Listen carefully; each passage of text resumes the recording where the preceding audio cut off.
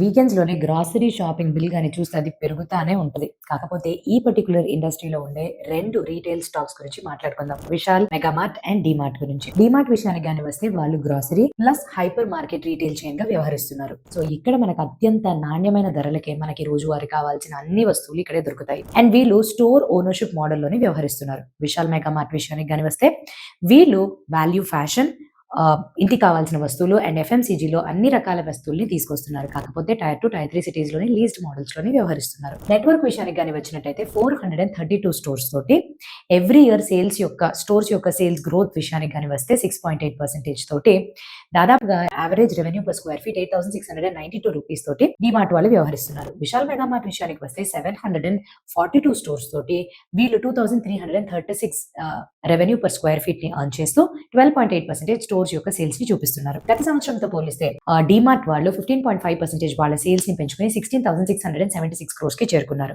And Vishal వాళ్ళు 22% పెంచుకుని 2,981 క్రోర్స్ దగ్గర స్థిరపడ్డారు.